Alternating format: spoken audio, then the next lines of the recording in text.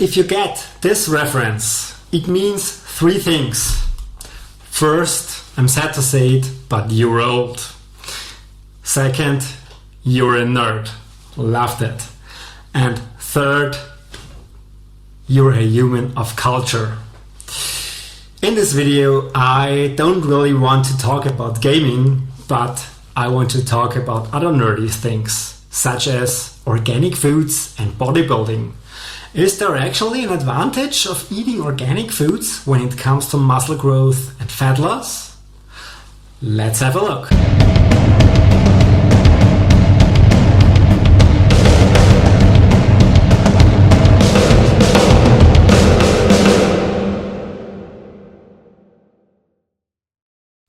Hello and welcome to another video on this channel, which belongs to me, Alex, the sports science PhD who also was freaky enough to do a doctorate in psychology. This video focuses on organic food and wants to answer the question whether organic food is actually better or worse than regular food when it comes to muscle growth and fat loss. But before we dive in, you know there's also an article on my blog. You can find the blog on turnphysique.com, and in this article I have summarized most of the references and scientific sources I'm talking about in this video. So if you want to look it up, just have a look at the article. And what's more, please also support this channel. Comment below, share this video and subscribe to the channel if you haven't yet. And also please hit that like button until it can't be hit anymore. Help me grow here on YouTube. Thank you so much. Now let's dive in. Let's start this video with a little self-experiment. So make yourself ready to leave a comment below before you see the rest of the video. Let me also put on my glasses, not only to look smarter than I am, which is what I say each time I do this, but also to be able to read my notes, because what I'm going to read to you is impossible to memorize just for this video. So my question is, would you eat that? I'm giving you now an ingredient list of a food product you can find at the supermarket. This product consists 90% of water. It also has some sugar, 4.9%, which is made up of fructose, glucose and sucrose. Then we have some fiber and the E number 460, 2%. Then we also have some organic acids, some minerals such as potassium, calcium, magnesium, iron, zinc and manganese. We also have anthocyanins, flavonols, proanthocyanidins, phenolic carboxylic acid, hydrolysable tannins, and preservatives E236, E296. And then we have a long list of colorants. We have 8 different E numbers just for the colors. So, would you eat that? Or would you buy that? The good news is everything is chemistry. Every food is just pure chemistry, and what you are seeing here is just an ordinary strawberry. So the E numbers actually are contained in the normal strawberry. So what were your thoughts and first impressions when you saw this ingredient list? Please tell me in the comments below. The first thing when going into this video is to clear up your mind. And I'm citing an article I read years ago in Teenation. Get your head out of your science butt. This is because you must be aware that everything can be described in chemical terms. And everything is chemistry, as I told you. This is why such an ingredient list reads like the most dangerous food you could ever buy or eat. However, it's a natural grown strawberry. So is organic actually better than normal food? Let's have a look at the laws and the science. For this video, I had a closer look at the EU regulation of organic foods, which is basically the law that states what can be called organic and which foods are actually not organic. So organic is more or less a brand here in EU countries. And people and consumers can be sure that organically produced foods, or foods that are called organic with this sticker that says bio, are actually produced under these strict regulations. The regulations state that foods produced organically must not be genetically engineered. And they also only are allowed to be treated with natural pesticides and natural compounds that are part of the ecosystem. This means no chemical pesticides can be used in the production process. I know I told you that everything is chemistry, and that's still true. However, when talking about chemical pesticides versus natural variants, I mean that the natural variants are part of the ecosystem and are biodegradable. So they are less toxic and they are not affecting the ecosystem as much as the chemical ones, which could be actually found in the crops and in the soil where the crops are growing. The regulations also specify a lot of things about transport and storage, which is less relevant and interesting in this context. Then there's also a section about the green sticker, which tells you that a product has been produced organically. However, you can only get the sticker for your products if you have produced them 100% in accordance to these regulations. However, there are also some other stickers which can be misleading sometimes. We have fair trade or bird friendly, for instance.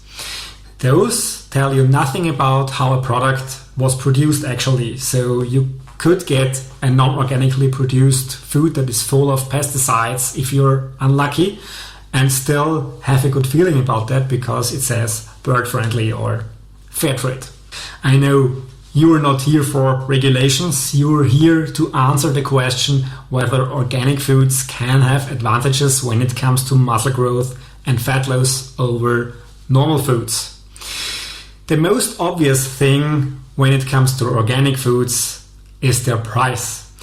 They are way more expensive than traditionally produced foods. Also because of keeping up with those regulations is pretty hard if you're a farmer. So is the price justified when it comes to the production? Probably yes. But is the price justified when it comes to the outcomes for your body? This should actually be the more important question here. If you want to take notes, of course, you can do this by unfolding a large poster in a DIN A0 format. However, a small post-it probably is also sufficient. And if you want to get from point A to point B, you can have a Ferrari and go there faster. But a normal car that is way less expensive will also do. So what about those organic foods? The consumer side seems to agree, as people think that there are less pollutants and contaminants in organic food compared to traditionally produced foods. A literature review had a look at the available studies and came to the conclusion that there is actually a slight advantage for organic foods.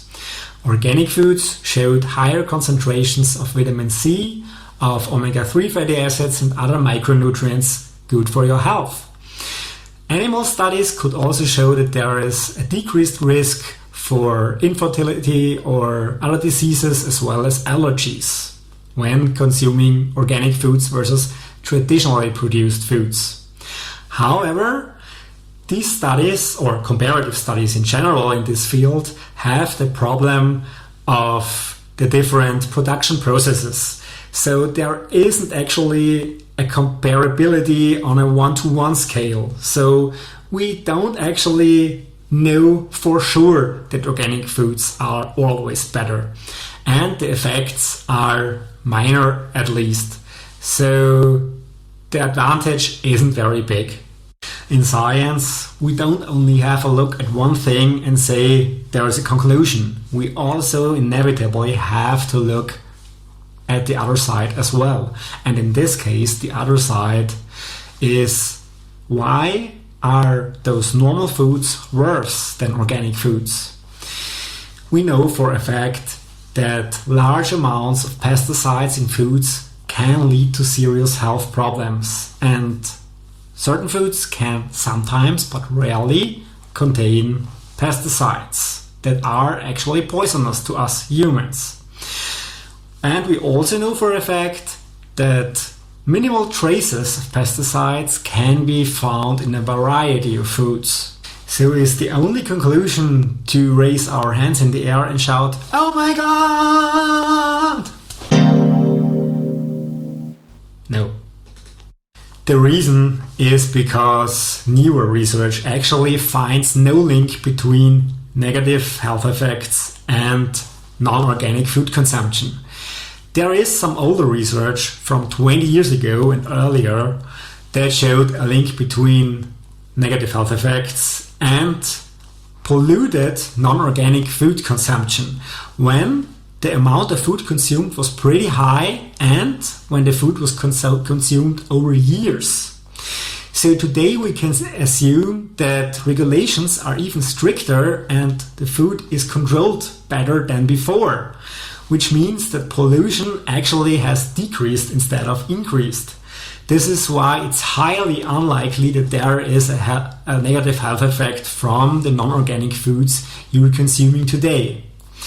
And when talking about organic foods, this does not mean that those foods are not polluted or can't be polluted, because regulations actually do not control for storage and transportation where pollution can happen.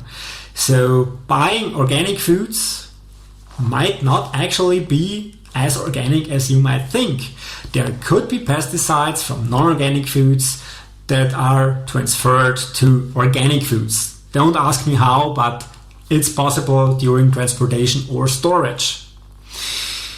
And yes, we found some better nutrient profiles in organic foods, as I said before, and this also applies to meat. There was a literature review of 67 different studies that found a little advantage for organic foods, but only when it comes to minor things like the fat content of those meats. So organic foods contain more polyunsaturated good fats compared to non-organic meat. In conclusion, yes, there are more positive health effects from organic foods, but the advantage is very small. Pollution can occur in both organic and conventional foods. So you aren't actually safe from food pollution when you're only buying organic foods. And when it comes to pollution, you also need to know that the restrictions, at least in the EU and Austria, are very strict, so that there can actually be no harm to you even if you consume very large amounts of non-organic foods over your lifetime. And what about muscle growth and fat loss? From some older animal studies around 2011, we know that organic foods showed some better outcomes for weight control. However, I'm not sure if this is pretty applicable to our niche here in bodybuilding science. Actually, there is not really research on muscle growth from organic foods, at least not to my knowledge. So the thing is, we have to apply logic reasoning here. First, better health means more muscle growth and more fat loss. However, as I said, health effects are pretty minor when it comes to organic foods. So we can't really count that in. The next thing is the macronutrients contained in conventional foods are very much the same as compared to organic foods. Yes, I mentioned before that meat may contain more polyunsaturated fats. However, if you're getting 20 grams of protein with one piece of meat or 19 grams of protein with your meat, doesn't really make a difference. Your body doesn't do any exact measures, and 1 gram plus or minus does not really make a difference in muscle building. So as long as the macros are roughly the same, nothing is going to change. Your muscles need amino acids, and as long as non-organic foods have the same amino acid profiles, which they have in most cases, there's actually not a different outcome when it comes to muscle growth. For fat loss, I think the same is true, because calories in versus calories out have nothing to do with food pollution. So what is the bottom line? Is the price of organic foods actually justified? When it comes to health, I think that's a subjective issue. Is the higher price worth a minimal increase in health? Coming from non-organic foods that might actually do nothing to your health versus organic foods that might give you a very slight advantage? I don't know, you must decide for yourselves. And what about bodybuilding, muscle growth and fat loss? No, the higher price is definitely not justified here, because the macronutrient profiles of those foods are very similar or exactly the same.